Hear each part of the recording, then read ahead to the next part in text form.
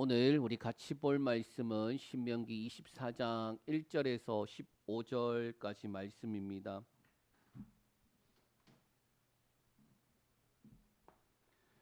신명기 24장 1절에서 15절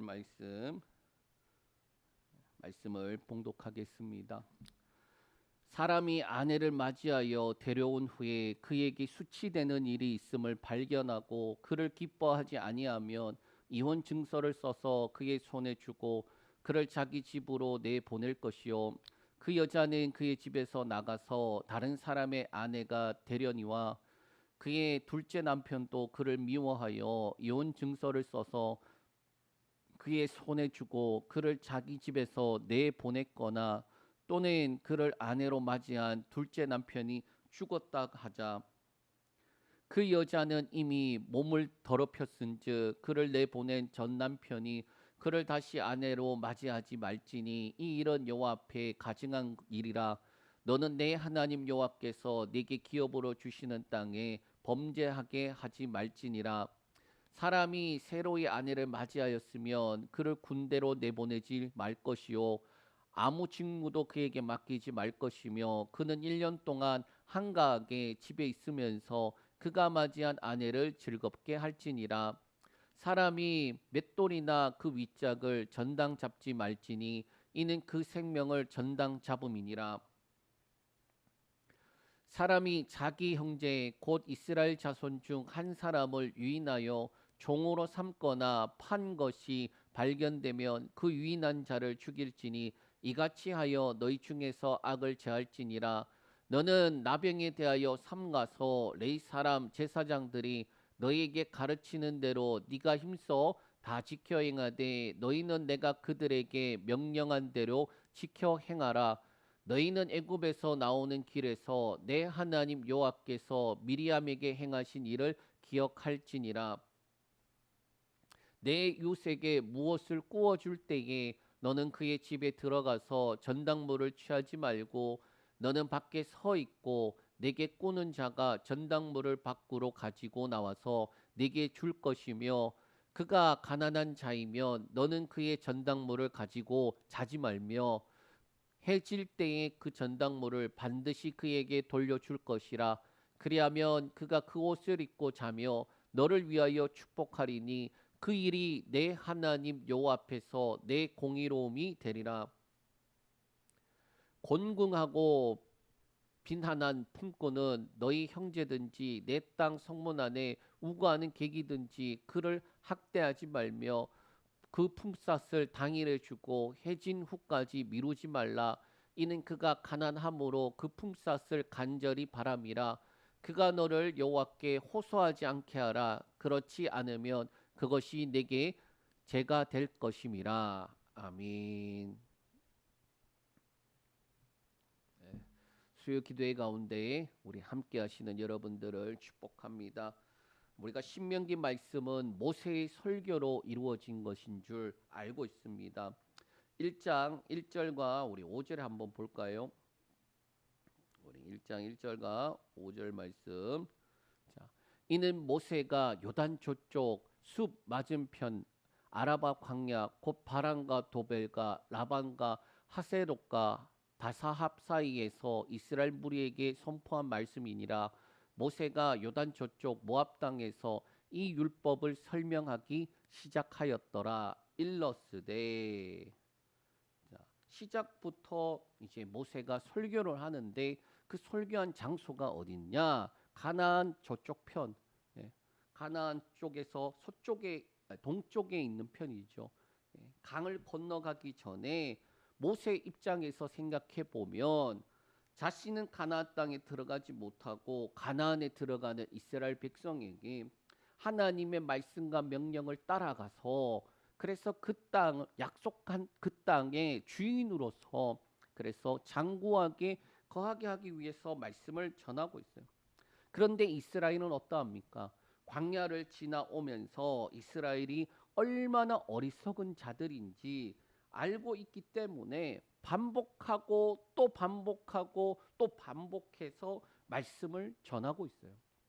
신명기 말씀을 보면 그래서 이거 아까 했던 말씀인데 또 했던 말씀인데 또 했던 말씀이네. 그런 것들이 반복되는 게 보입니다. 그런데 물론 단순하게 반복하는 것만이 있는 게 아니라 반복할 때마다 내용이 조금 더 다른 각도로 또는 확장되어서 반복을 해서 말씀을 한다라는 거예요.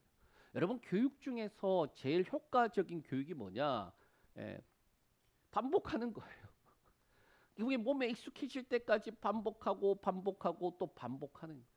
그러면 똑같은 것만 반복하면은 그게 될까요? 아니라 응용력을 키우기 위해서 같은 것이지만 조금 다른 각도에서 볼 수 있도록 해주는 게 바로 교육이다. 그래서 마치 모세가 눈높이를 맞춰주고 반복할 때마다 이스라엘이 성장한 만큼 그 수준에 맞추어서 말씀을 전하는 것 같아요. 특별히 이 신명기 뒷부분으로 갈수록 이 개인에게서 가정으로 그리고 가정에서 공동체로 확대되는 장면이 나옵니다. 하나님의 거룩한 백성으로 개인이 거룩할 뿐만 아니라 가정도 거룩하고 그리고 주어져 있는 공동체도 거룩해야 되는데 그게 확장되는 거예요. 특별히 24장은 이러한 부분이 잘 반영된 듯 나타나 있습니다. 24장을 보면요. 크게 세 부분으로 나눌 수 있는데 1절에서 5절은 결혼 관계와 가정에 대해서 또 6절에서 15절까지는 이 경제적인 부분에 있어서 올바른 경제 부분 그리고 16절에서 22절은 사회적 약자 보호를 위해서 말씀하고 있어요. 그래서 오늘은 이 24장 앞부분 세 가지 중에서 앞부분 이 두 가지를 같이 살펴보겠습니다. 오늘 같이 보는 이 말씀은 사실 앞선 내용들과 연결되는 부분들 또는 중복되는 부분이 있어요. 1절에서 4절까지의 내용은 이제 보면 이혼 규정에 대해서 나오는데 신명기 22장 13절에서 21절과 연결이 돼요. 또 뒷부분은 신명기 23장과 또 연결이 됩니다. 그래서 그런 부분들 우리가 이미 한번 들었던 내용들 있기 때문에 거기에서 어떻게 확장이 되어져 가고 있고 그래서 우리에게 무엇을 말씀하시는지 같이 말씀을 통해 듣기를 원합니다. 앞부분 결혼에 대한 부분들 특별히 이혼에 대한 부분들 나오는데 거룩한 가정을 위해서 혼전 순결과 간음 또는 결혼 관계 유지에 대한 율법들이 쭉 나열이 돼요. 그래서 22장에 보면은 남편이 아내를 미워하여서 비방거리를 의도적으로 만들어서 이 누명을 씌웠는데 왜 그렇게 합니까? 아내를 내쫓기 위해서. 이게 그럴 때에 뭐라고 말하느냐? 처녀가 아니었다. 그렇게 하면서 시작되는 내용이 22장에 있던 내용이에요. 그러면 아내의 아버지는 뭐 하느냐? 순결함을 이 장로들 앞에서 증명을 하는데 그 결과에 따라서 남편에게 이게 지금 아내를 지금 비방하여서 내쫓으려고 한 거였구나. 그게 드러나면 어떻게 되느냐? 남편을 태형과 그리고 벌금과 그리고 평생에 버릴 수 없는 아내가 되도록 그렇게 하는 거예요. 또 반대로 정말 아내에게 문제가 있어서 남편의 말이 맞다면은 그래서 선전 순결하지 않았다라면 이 아내를 그들의 집 앞에서 끄집어내어서 성문 사람들이 돌로 던져 죽여버렸다라는 거예요. 참, 이 앞부분만 보면은 이게 어디에 잘못이 기속이 되느냐? 남자 쪽에 잘못이 있는 게 아닌가 그런 생각이 들어요. 그런데 24장에 보면 또 어떻게 말씀하느냐? 우리 한번 살펴볼 텐데 1절, 2절 말씀 한번 보겠습니다. 사람이 아내를 맞이하여 데려온 후에 그에게 수치되는 일이 있음을 발견하고 그를 기뻐하지 아니하면 이혼 증서를 써서 그의 손에 주고 그를 자기 집에서 내보낼 것이요 그 여자는 그의 집에서 나가서 다른 사람의 아내가 되려니와. 앞서 22장은 어떻게 보면은 이 남자가 그 아내를 미워해서 비방거리를 만들어가 그래갖고 내보내려고 하는 장면에서 보면은 남자가 잘못했구나 그런 생각이 들어요. 그런데 24장 1절 2절에 보니까 뭐냐? 남편이 볼 때에 뭐가 이렇게 마음에 안 들어서 그게 아니라 수치가 되는 일이 있음을 발견했다라는 거예요. 그러면 이 수치가 되는 일이 뭔가? 원어로는 에르바트라는 단어인데 원래 뜻이 수치 그리고 나체 부정한 것 그러한 의미예요. 그런데 이 단어가 레위기 18장에서는 어떻게 쓰여졌느냐? 근친상간과 성적인 부정을 사용할 때에 그 단어를 썼다라는 거예요. 그러면 이 수치스러운 게 뭐냐? 그럼 성적으로 그런 타락과 그런 문제를 말하는 건가? 그런데 꼭 그렇지도 않아요. 여기서 자세히 보면은 도덕적으로 부적절한 일이거나 결혼 생활에서 부끄러움을 주는 어떤 행동. 그러니까 공개적으로 이 여자가 잘못을 해서 그 남편의 명예를 떨어뜨리게 되는 그러한 상황을 의미하고 있어요. 간음이었고 만약에 그런 성적인 죄였다라면 어떻게 되느냐? 이혼이 아니라 이혼으로 끝나는 게 아니라 어떻게 됩니까? 즉각적으로 형벌을 주어서 사형을 시켰기 때문이에요. 또 넓은 의미에서 22장은 남편이 아내를 일방적으로 미워하고 또 24장에서는 잘못이 아내에게 있을 때 이러한 경우들도 상정을 해두고 있다라는 거예요. 자, 어찌 되었든 간에 예수님은 뭐라고 말씀하고 계십니까? 야, 너네가 모세 율법에서는 이혼 증서를 써서 주고 이혼을 하라고 했지만은 나는 그렇지 않다라고 하시면서 사람이 한 몸인데 하나로 만든 걸 어떻게 둘로 나눌 수 있겠니? 근데 왜 그렇게 하는 줄 아니? 너네가 잘못이 있기 때문이야. 그 이야기를 하셨던 게 있죠. 자, 남편의 잘못이 있든 또는 아내의 잘못이 있든 간에 그런데 여기서는 야 아내의 잘못 있을 때는 이렇게 해라 그렇게 나오는 게 아니라 거기에 초점이 있는 게 아니라 바로 뒤에 나오는 장면 때문에 그렇습니다. 자, 이혼을 하게 되면 어떻게 되느냐? 그러면 아내는 다른 사람에게 시집을 다시 갈 수 있다. 재가를 할 수 있다. 그렇게 이야기하다가 갑자기 3, 4절 말씀이 등장해요. 우리 3절과 4절 말씀 한번 보겠습니다. 그의 둘째 남편도 그를 미워하여 이혼 증서를 써서 그의 손에 주고 그를 자기 집에서 내보냈거나 또는 그를 아내로 맞이한 둘째 남편이 죽었다 하자. 그 여자는 이미 몸을 더럽혔은즉 그를 내보낸 전 남편이 그를 다시 아내로 맞이하지 말지니 이 일은 여호와 앞에 가증한 것이라. 너는 내 하나님 여호와께서 네게 기업으로 주시는 땅을 범죄하게 하지 말지니라. 3절에 아까 이혼 증서를 줘서 그래서 이혼을 하라는 거예요. 그러면 여자는 자유롭게 재가할 수 있다 했는데 문제가 뭐냐? 재혼을 했어요. 그런데 또 그쪽 남편이 아내를 미워했대요.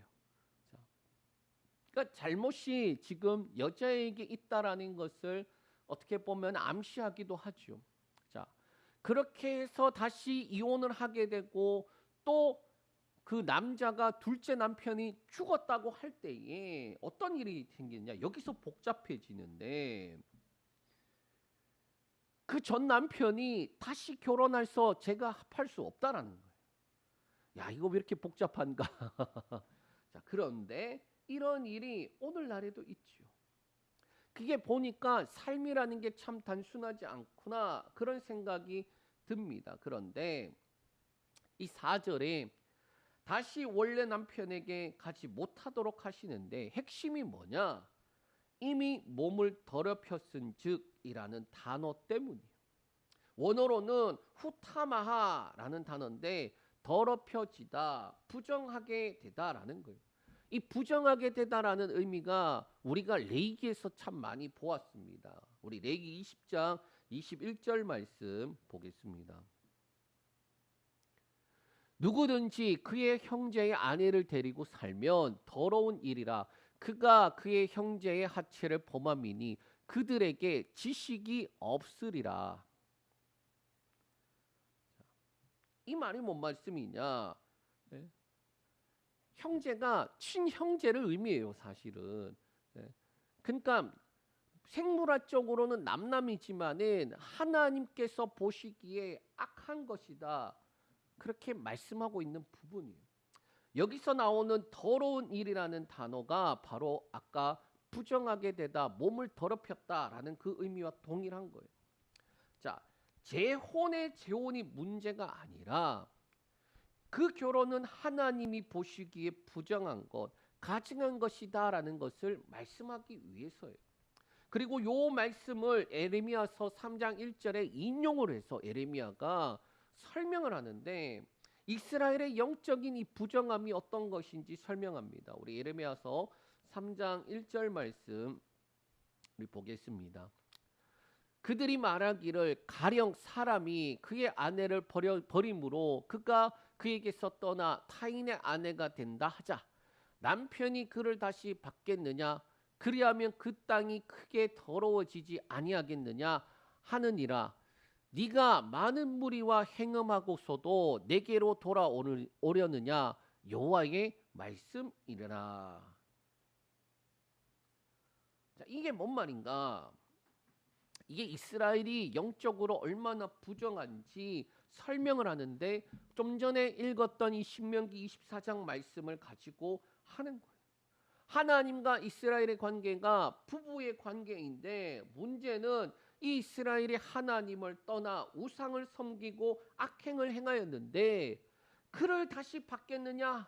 그리하면 그 땅이 크게 더러워지지 않겠느냐? 그렇게 말씀하고 있는 거예요.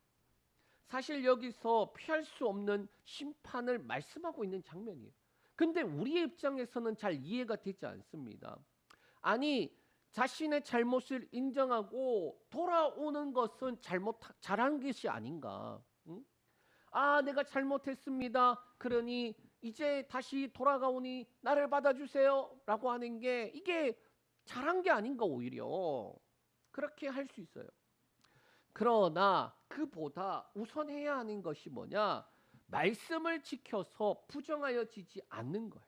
그러니까 우리가 은혜의 시대를 살아가다 보니까 자꾸 이렇게 잊어버리는 것 중에 하나가 죄의 문제에 대해 있어서 우리가 너무 가볍게 생각한다라는 거예요. 말씀을 지켜 행하는 것이 옳은 일인데 마땅히 행해야 될 일인데 그 말씀을 벗어났어요. 그러고 난 다음에 돌아오면은 우리가 은혜의 시대를 살아가니까 아, 저 사람이 회개하고 돌이켰으니 하나님은 당연히 받아주셔야 되는 것 아닙니까? 그게 옳은 것이 아닙니까? 아니, 회개하지 않고 그냥 가는 것보다 그래도 돌이키는 게 낫지 않습니까? 그게 우리의 생각이에요, 사실은.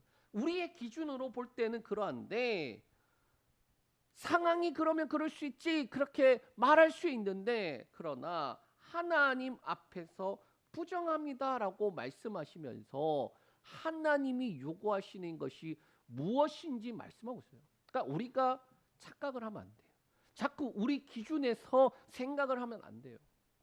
하나님의 말씀, 하나님의 그 말씀하신 바가 무엇인지 거기에 우리가 집중하지 않으면 아니 상황이 그래서 그랬는데 그리고 아니 이렇게 하는 게 맞지 않아 이렇게 돼버리는 거예요. 그러면 안 된다. 그러면 안 된다. 우선해야 될 것이 뭐다? 말씀을 지켜 행하는 거예요. 그렇지 않으면 뭐라고 말합니까? 부정함이 되어지기 때문에 너희가 거룩한 하나님의 백성이야. 그러면 지켜 행하는 것이 너희한테 주어졌어. 그 외의 것에 대해서 생각하지 마라고 이야기하고 있는 장면이에요. 이어서 5절에 이와 대조적으로 건강한 가정이 얼마나 중요한지 말씀하고 있어요. 우리 5절 말씀 한번 보겠습니다.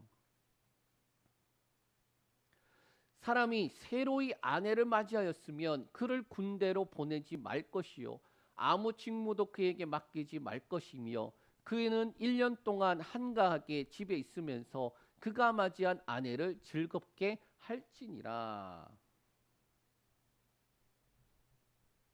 여기서 새로이 아내를 맞이하였으면 이 말은 말 그대로 결혼한 지 얼마 안 된 그러한 상태를 의미해요. 그리고 5절에 1년 동안이라는 그 내용을 볼 때에 결혼한 지 1년이 채 되지 않은 그러한 사람들에게 뭐라고 말하느냐? 첫째로 군대로 내보내지 말 것. 둘째로 아무 직무도 그에게 맡기지 말 것이라고 말씀하고 있어요. 그러면 왜 그렇게 하느냐? 1년 동안 한가하게 집에서 아내와 있게 만드느냐? 바로 가정과 공동체를 위해서 집중할 수 있는 그 시간을 주는 거예요. 하나님께서 주신 가정을 뭐 하는 겁니까? 건강하게 세워가기 위해서 거기에 집중할 수 있는 시간을 준다라는 거예요. 앞에 나왔던 그 내용들을 보면 아니 왜 저런 문제들이 일어나지 그렇게 생각되고 또 아니 그게 맞는 거 아니야 이런 생각이 들다가도 5절 말씀을 보면은 결국에는 뭘 말씀하시느냐? 건강한 가정, 거룩한 가정을 이루어가기 위해서 거기에 집중할 것을 말씀하고 있는 거예요. 자, 이어서 공동체 안에서 하지 말아야 할 것을 말씀하면서 네 가지를 말씀하는데 요 네 가지를 말하는데 먼저 앞에 세 가지가 같이 붙어 있거든요. 우리 먼저 앞에 세 가지만 살펴보겠습니다. 6절에서 9절까지 말씀 읽겠습니다. 사람이 맷돌이나 그 윗짝을 전당 잡지 말지니 이는 그 생명을 전당 잡음이니라. 사람이 자기 형제 곧 이스라엘 자손 중 한 사람을 유인하여 종으로 삼거나 판 것이 발견되면 그 유인한 자를 죽일지니 이같이 하여 너희 중에서 악을 제할지니라. 너는 나병에 대하여 삼가서 레위 사람 제사장들이 너희에게 가르치는 대로 네가 힘써 다 지켜 행하되 너희는 내가 그들에게 명령한 대로 지켜 행하라. 너희는 애굽에서 나오는 길에서 내 하나님 여호와께서 미리암에게 행하신 일을 기억할지니라. 첫 번째는 뭐냐? 전당을 잡으면 안 되는 품목으로 맷돌이나 맷돌 윗짝을 전당 잡지 말라라고 말씀하고 있어요. 그러니까 이 맷돌이 주는 의미가 무엇이냐? 살아가기 위해서 필수적인 것이다라는 거예요. 이게 적절하지 않는 비유인 걸 알지만이 뭐냐? 전기밥솥을 뺏어가는 거나 매한 가지다. 예. 근데 지금 우리가 살아가는 시대에는 이 밥솥이 없어도 뭘로 살 수 있습니까? 햇반이라는 게 있잖아요. 예? 햇반이라는 게 있으니까 밥솥이 없어도 밥을 먹어요. 나가서 식당에서 사 먹을 수 있어요. 그런데 그 당시에는 곡식을 맷돌에다 갈아서 빵을 만들어서 먹어야 하는데 이 맷돌을 가져가 버리면은 생살을 씹어야 되니까 먹을 수 없으니까 안 된다라는 거예요. 그래서 필수적인 것이다. 또 그 당시 담보 물품으로 옷이나 농기구, 가축들이 있는데 맷돌은 살기 위해서 꼭 필요한 것이기 때문에 담보를 잡으면 생명을 담보 잡는 것과 같기 때문에 안 된다라고 말씀하는 거예요. 두 번째는 납치와 인신매매에 대한 내용이에요. 그러니까 이것은 오늘날에도 중범죄로 취급되는 범죄입니다. 거기에 보면 이렇게 말씀하고 있어요. 유인한 자를 죽일지니 너희 중에서 악을 제할지니라. 유인을 합니다. 그러고 난 다음에 뭐 하느냐? 종을 삼든지 팔든지 한단 말이에요. 속여서 그 사람을 사람 자체를 착취를 하는 거예요. 종으로 삼아서 착취를 하든 또는 팔아버려서 그래서 착취를 하든. 그런데 여기서 뭐라고 말합니까? 너희 중에서 악을 제하여 버려라. 그 죄를 지은 사람을 죽여버려서 악을 제하여 버려라 라고 말씀하고 있어요. 세 번째는 나병에 대한 처치입니다. 이 원래 나병은 레위기 13장 14장에 나병에 대해서 진단과 그리고 정결법에 자세히 나타나 있어요. 그러니까 보면은 이 뭐 몸에 이런 반점이 흰색 반점이나 뭐 이런 게 움툭하게 들어가는 게 있는데 그러면은 어떻게 하느냐? 제사장에게 보여서 이게 나병인지 아닌지 확인하는 그 작업이 있어요.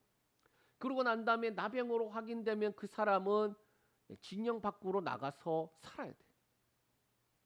그리고 징령 밖에서 살다가 이 나병이 나와버렸네.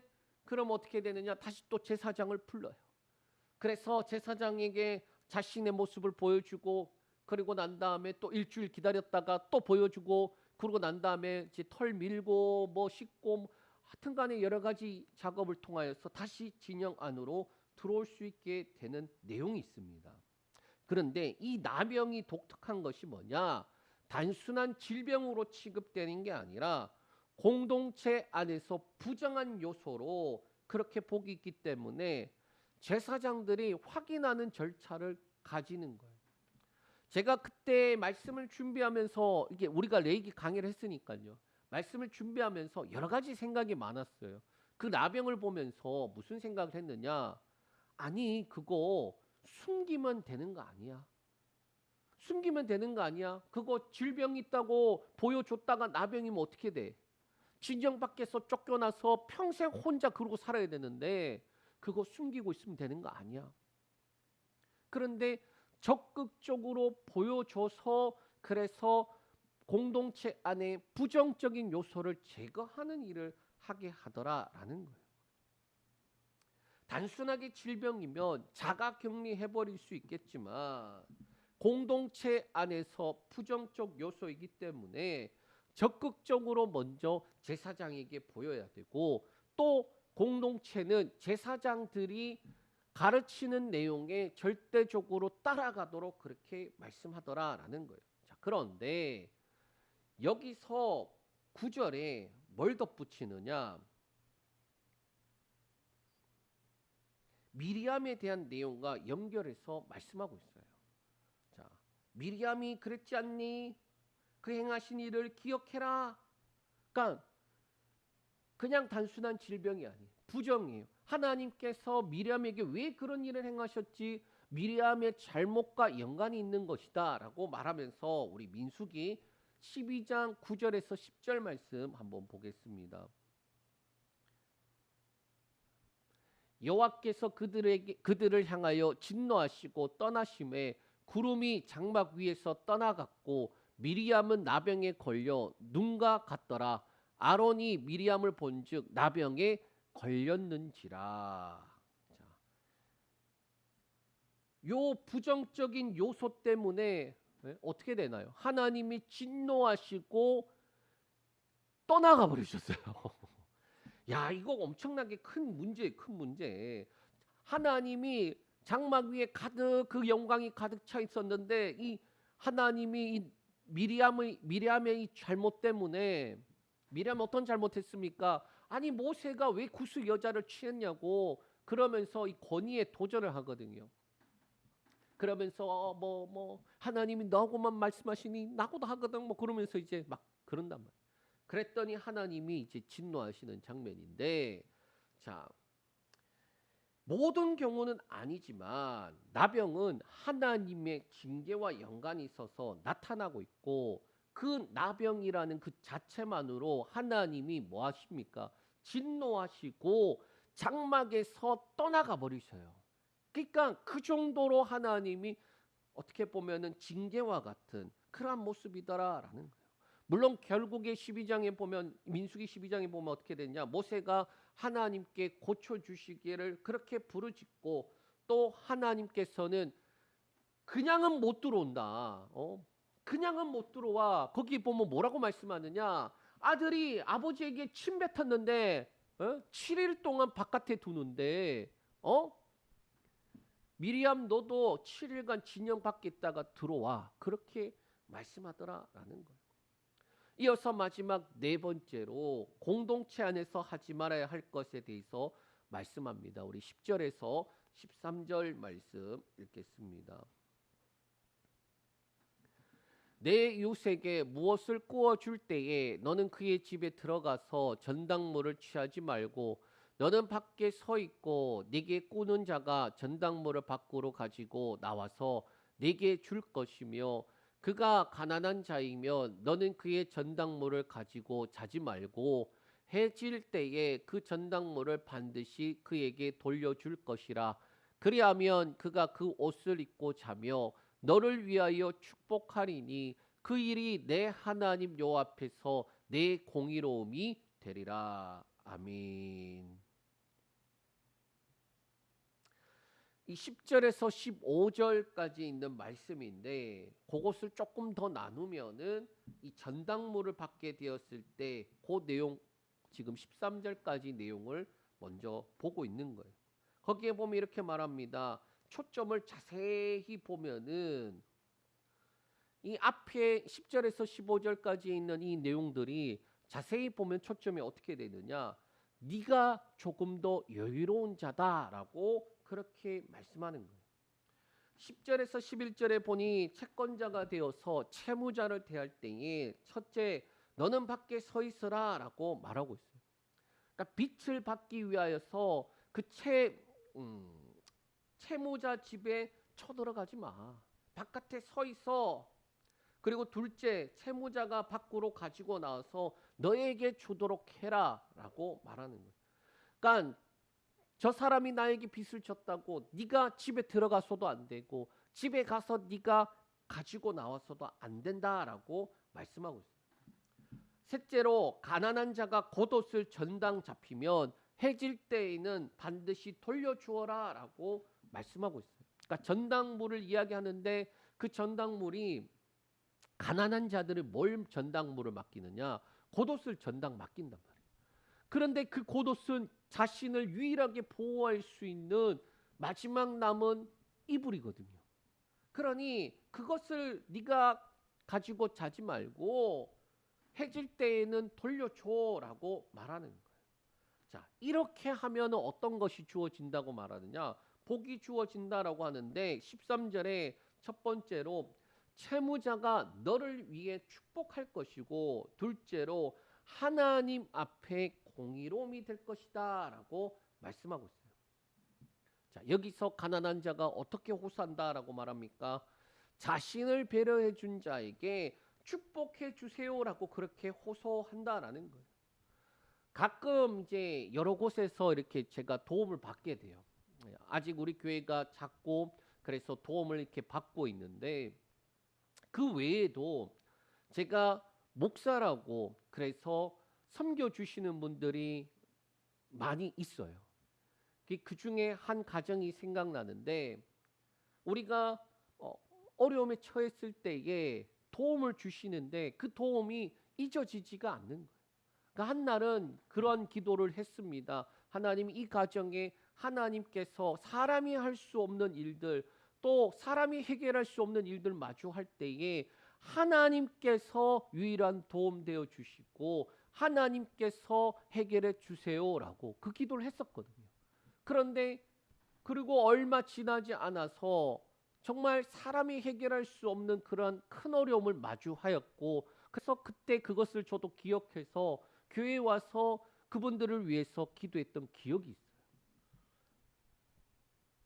정말 내가 주께 속하였다고 그래서 정말로 하나님 내가 잘나서가 아니라 내가 주의 종으로 교회 목사로 그렇게 있는데 그래서 정말 섬기려고 하는 그 마음 그들의 마음을 기억해 주셔서 하나님이 갚아주시길 원합니다.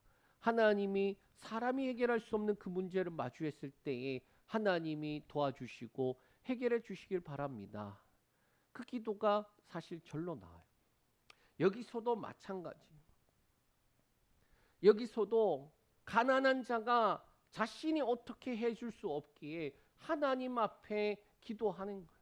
하나님, 저 사람이 나에게 선대한 것, 하나님 마땅히 내가 다 빼앗겨도 할 말이 없는데 내게 유일하게 남은 이 겉옷, 내가 유일하게 보호할 수 있는 이 옷, 유일하게 추위를 막을 수 있는 이것, 그런데 그가 자신이 가진 것들을 오히려 내어놓고 나를 선대했습니다. 하나님 기억하여 주셔서 축복해 주세요.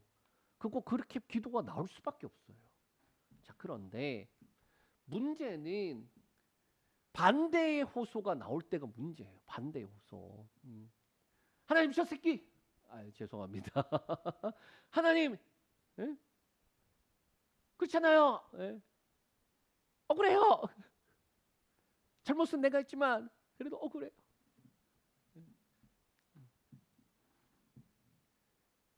그런 호소가 나오면 안 되잖아요. 그런 호소가 어떤 게 있느냐? 14절에서 15절에 나와요. 네. 14절에서 15절. 곤궁하고 빈 하남 품고는 너희 형제든지 내 땅 성문 안에 우거하는 객이든지 그를 학대하지 말며 그 품삯을 당일에 주고 해진 후까지 미루지 말라. 이는 그가 가난함으로 그 품삯을 간절히 바람이라. 그가 너를 여호와께 호소하지 않게 하라. 그렇지 않으면 그것이 네게 죄가 될 것임이라. 앞선 호소는 선대해 주세요, 축복해 주세요지만 지금 뒤에 나오는 호소는 어떤 겁니까? 하나님, 하나님, 저렇게 학대하네, 저렇게 그렇게 하네요. 그런 호소가 나오지 않게 하라는 거예요. 그런 호소가 나오면 어떻게 된다고 말합니까? 그것이 너희에게 죄가 될 것이다라고 말씀하고 있어요. 말씀을 정리합니다. 이 내용들의 초점이 어디 있나요? 하나님의 거룩한 백성으로 거룩한 가정과 공동체를 이루어야 한다라는 것에 초점이 있어요. 개인과 가정과 공동체가 사실 아주 긴밀하게 연결되어 있습니다. 생활에서 얽히고 엮여 있어요. 그런데 본문이 말씀하고 있습니다. 첫 번째로 하나님의 명령은 사람의 기준이 아닌 하나님의 기준으로 거룩과 부정을 바라보라라는 거예요. 사람의 생각에는 그럴 수 있지라고 할 수 있어요. 그러나 하나님의 기준에서는 그렇지는 안 되는 거예요. 교회 안에서도 이런 일이 참 많이 있죠. 우리 고린도전서 5장 1절 2절 말씀 보겠습니다. 너희 중에 심지어 음행이 있다 함을 들으니 그런 음행은 이방인 중에도 없는 것이라. 누가 그 아버지의 아내를 취하였다 하는도다. 그리하고도 너희가 오히려 교만하여져서 어찌하여 통한이 여기지 아니하고 그 일 행한 자를 너희 중에서 쫓아내지 아니하였느냐. 우리가 고린도전서 말씀 이제 벌써 봤죠. 예. 그때 제가 이 부분을 하면서 말씀을 준비했던 것들이 기억이 나는데 보면은 이방인 중에서도 없는 음행이라는 거예요. 고린도 교회 안에 시작부터 나는 누구에게 속하였다, 누구에게 속하였다, 누구에게 속하였다 그래서 예? 나는 바울파, 베드로파, 게바파, 그리고 아블로파, 그리고 이것도 저것도 아니다 그리스도파. 자, 그렇게 파벌로 나눠져요. 그래서 어떤 일이 일어나느냐? 5절에 이 부분이 5장에 이 부분이 왜 등장하냐면 자, 여러 파로 나눠지니까 자신들에게 속한 사람이 죄를 짓고 잘못을 저질렀는데 책망하지 않는 거예요. 징계하지 않는 거예요. 그러니까 우리 파에 속했으니까 아, 그래 그럴 수 있지. 그리고 다른 파에서는 왜 또 지적하지 않느냐? 괜히 지적했다가 서로 갈등 생기고 또 그렇게 서로 불편해지니까 그래 그럴 수 있지 그러는 거예요. 이어 두 번째로 분명 우리에게 말씀하는 게 뭐냐? 우리는 꾸어주는 자들이고 꼬임받는 자들에게 학대나 미움이나 회피를 한다면 그들의 호소가 나온다. 또 반대로 그들에게 사랑과 돌봄을 한다면 축복의 기도가 나온다라는 거예요. 그러면 우리가 무슨 생각을 하게 되느냐? 마냥 봉사하고 약자를 돌보고 박애주의를 가지라라는 건가요? 아니에요. 베드로전서 4장 11절 말씀 읽겠습니다. 만일 누가 말하려면 하나님의 말씀을 하는 것 같이 하고 누가 봉사하려면 하나님이 공급하시는 힘으로 하는 것 같이 하라. 이는 범사에 예수 그리스도로 말미암아 하나님이 영광을 받으시게 하려 함이니 그에게 영광과 권능이 세세에 무궁하도록 있느니라. 아멘. 어느 때든지 하나님이 공급하시는 손이 되고 또 도움을 받을 때에는 하나님께서 나에게 공급하시는구나, 그렇게 받을 수 있도록 하라라는 거예요. 여러분, 이것이 참 중요합니다. 교회 안에서도 마찬가지예요. 교회 안에서도 꾸어주는 자가 된다라면, 쉽게 말해서 내가 도움을 주는 자의 위치에 있다라면 정말로 가볍게 하지 말라는 거예요.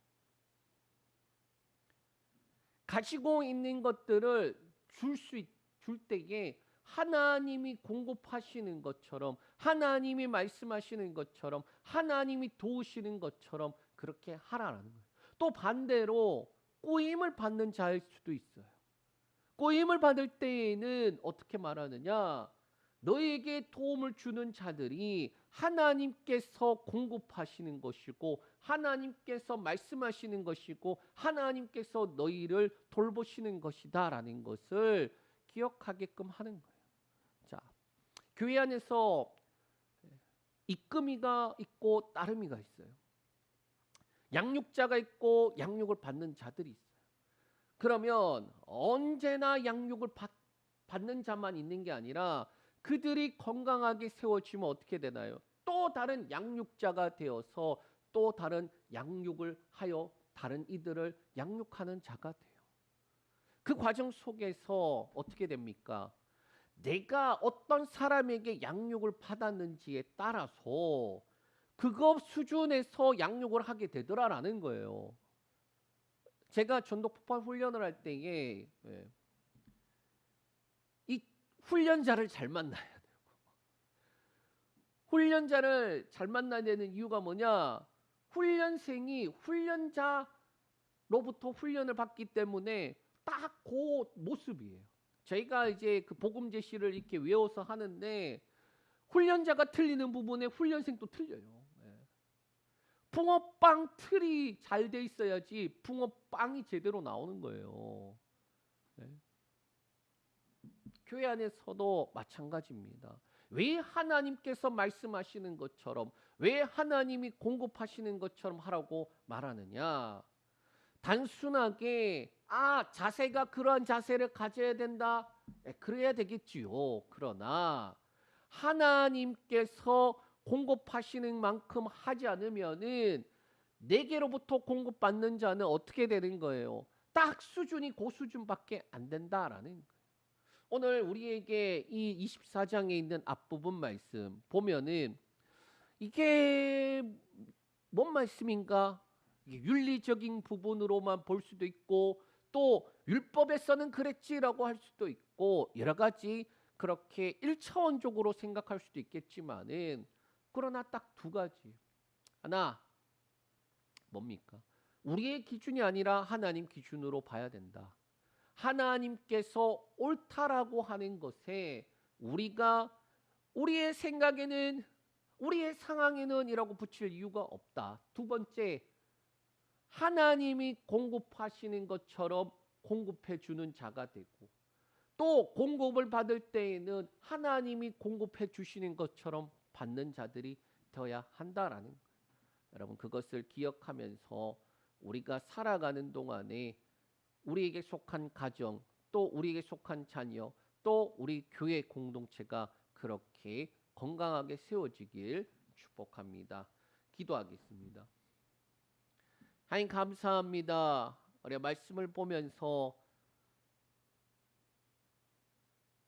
그 말씀 가운데 있는 하나님의 뜻과, 그리고 하나님이 원하시는 것이 무엇인지 분별할 수 있는 지혜를 주시고, 그 속에서 하나님의 마음을 가지고 하나님의 그 마음을 아는 기쁘심을 가지고 날마다 살아가는 자들 되게 하여 주시오며, 그래서 우리의 삶 가운데 주어져 있는 상황과 환경을 바라보면서 상황이 이런데 그럴 수 있지, 그런 말 하지 않게 하여 주시고, 우리에게 말씀하시고 우리에게 약속하신 하나님의 시각에서 바라보며 하나님 걸어가게 하여 주시옵고, 또 동시에 가정과 그리고 교회 공동체를 세워감에 있어서 공급을 받는 자든 공급을 해주는 자이든 하나님께서 공급해 주시는 것처럼 또 하나님이 공급해 주시는 것처럼 그렇게 날마다 주고받을 수 있는 귀한 자들 되게 하여 주시옵고, 그래서 예수 그리스도의 장성한 분량이 충만한 데까지 자라가는 귀한 가정, 귀한 교회 되게 하여 주시옵소서. 오늘도 이 밤 기도하고 간구할 때에 하나님 은혜를 부어 주시옵고, 우리에게 주님의 마음이, 주님의 생각이, 주님의 뜻이 날마다 세워져 가는 귀한 삶 되게 하여 주시옵소서. 예수님의 이름으로 기도합니다. 아멘.